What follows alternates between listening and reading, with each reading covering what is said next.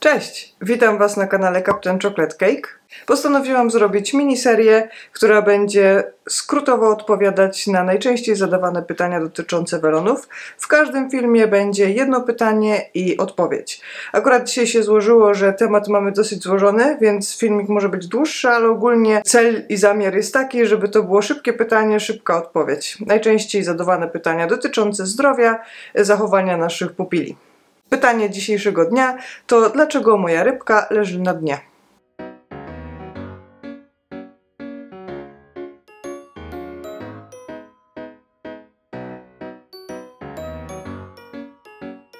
Dlaczego moja ukochana rybka leży na dnie?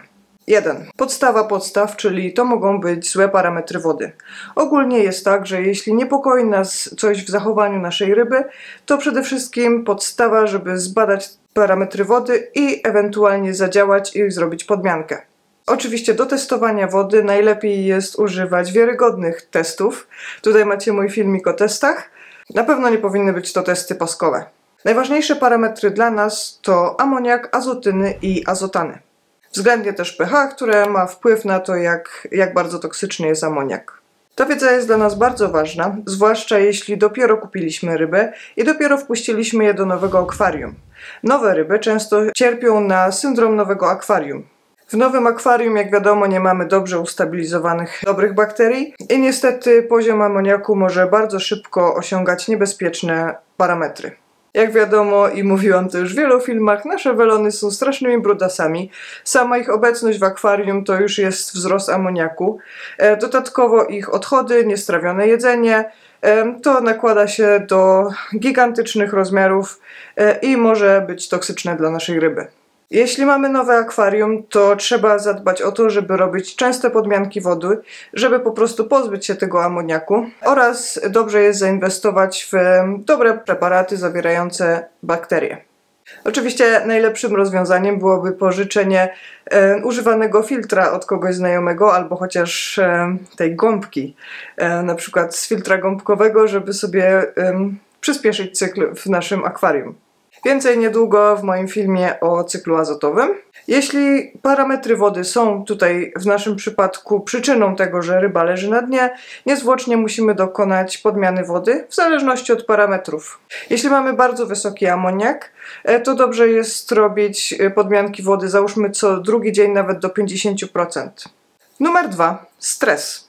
Czasem nowe ryby potrzebują kilku dni na aklimatyzację w nowym zbiorniku. Dodatkowym szokiem dla nich jest długa podróż albo inne parametry wody w porównaniu z tymi, w których wcześniej były. W takim wypadku najlepiej jest dać rybie odpocząć, zgasić światła, nie podchodzić blisko, nie pukać do szybki, po prostu ryba musi dojść do siebie. Tak właśnie było z moją Fantą, kiedy przyjechała i po prostu drugiego dnia cały dzień przeleżała na dnie. Wtedy właśnie wyłączyłam światła, nie zbliżałam się, kontrolowałam jej stan, sprawdzałam oczywiście jak oddycha, czy nie ma jakichś dodatkowych objawów chorobowych, ale wszystko to było robione na odległość, żeby po prostu dać jej odpocząć.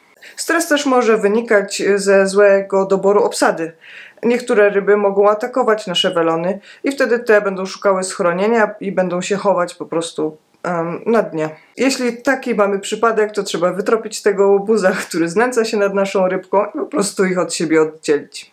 Numer 3. Pasożyty. To jest właściwie temat rzeka, ale musimy pamiętać, że pasożyty bardzo osłabiają nasze ryby.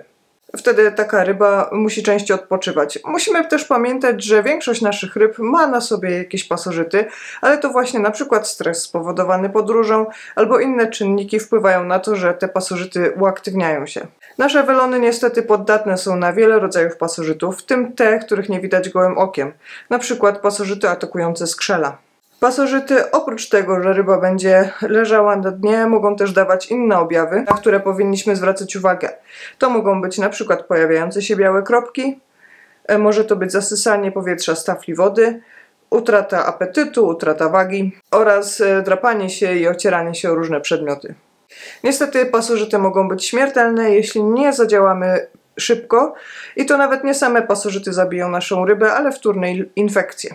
Dlatego jak najszybciej należy rozpoznać problem i zacząć go leczyć. O pasożytach będzie oddzielny odcinek. 4. Zablokowanie ikry. Ten przypadek dotyczy samic i polega na tym, że samica nie może złożyć ikry. Zwykle wtedy jest bardziej napuchnięta, ciężko jej się ruszyć i leży na dnie. Taka samica może też ciężko oddychać. Wtedy co możemy zrobić w domu? Możemy zastosować kąpiele w soli Epsom. Niektórzy też polecają masaż podbrzusza. Numer 5. Zaparcie. Tak, welony cierpią na zaparcie. Taka rybka ma zazwyczaj wyraźnie zaokrąglony, taki napuchnięty, wzdęty brzuszek i może albo leżeć na dnie, albo pływać bardzo wysoko góry, tafli akwarium. Na zaparcia najlepiej działa zbilansowana dieta, zawierająca duże ilości błonnika. Ewentualnie też można dać rybie odpocząć i przegłodzić ją dzień czy dwa, a potem na przykład nakarmić groszkiem. Groszek nie jest złotym lekarstwem na wszystko, jak niektórzy uważają, ale jest bardzo dobrym pokarmem, dlatego że jest tonący i zawiera błonnik. Zaparcia nie są zwykle niebezpieczne i po wdrożeniu odpowiedniej diety ryba bardzo często szybko dochodzi do siebie. Numer 6, albo taki podpunkt do poprzedniego, to problemy wpływające na pęcherz pławny. Z premedytacją mówię o tym, że to nie są problemy z samym pęcherzem pławnym, bo te są często nieuleczalne i są też genetyczne. Często przez to, że nasze ryby są bardzo skompresowane, inne organy, np. te odpowiadające za trawienie, mogą wpływać na to, jak nasza ryba pływa. W przypadku welonów problemy z trawieniem bardzo często wpływają na pęcherz pławny. Jeśli jednak przyczyną jest uszkodzenie pęcherza pławnego, to nie za wiele da się zrobić w domowych warunkach. Ryba będzie albo tonąć, albo dryfować ku górze. Sama widziałam, niektórzy robią specjalne wózki inwalidzkie dla ryb, które mają im pomóc w pływaniu i utrzymaniu stabilności. Natomiast jest to właściwie ostateczność, dlatego że takie wózki to właściwie są takie rurki, które mają podtrzymywać rybę. Niestety psują ich łuski i powłoki skórne. W ogóle pęcherz pławny to są dwie takie komory wypełnione powietrzem. I czasem może dochodzić do tego, że jakaś komora ulegnie uszkodzeniu, a czasami są to przyczyny genetyczne. Niektórzy podejmują się operacji pęcherza pławnego w domowych warunkach, polegających na albo wstrzyknięciu, albo wypompowaniu odpowiedniej ilości powietrza. Jednak to nie zawsze działa na długą metę i jednak najlepiej, żeby było to robione u weterynarza, bo wymaga bardzo dobrego wyczucia i znajomości anatomii. Numer 7. Inne infekcje. Jest bardzo wiele innych infekcji, które mogą wpływać na zachowanie ryby i na to, że siedzi ona na dnie. To zupełnie tak jak u ludzi, nikt z poważną, ciężką grypą nie biega po mieście. Po prostu taka ryba czuje się zmęczona i musi odpocząć. Najczęstszymi chorobami welonów, które wpływają na taką spałość, jest gruźlica czy też posocznica.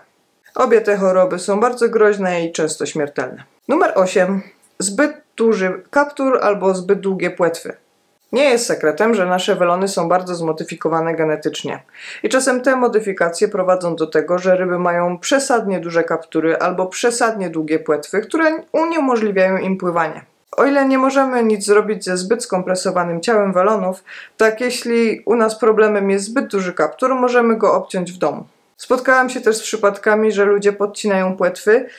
Nie widziałam żadnego filmiku, jak to wygląda i sama na pewno nie podjęłabym się takiej procedury w domu. Wydaje mi się, że jest to praktyka rzadka i dosyć ryzykowna. Numer 9. Spreje i rozpylacze zapachowe. To może się wydawać śmieszne i bardzo rzadko jest pomijane, ale musimy pamiętać, że jeżeli używamy wszelkich zapachów do kontaktu albo sprayów zapachowych w pomieszczeniu, gdzie są ryby i zwłaszcza jeśli nie mamy dobrej pokrywy, to te wszystkie substancje będą po czasie przenikać do wody i mogą się stać toksyczne dla naszych pupili. Najlepiej dla pewności nie stosować tego typu rzeczy w pokoju, w którym mamy akwarium. A może po prostu twoja rybka śpi?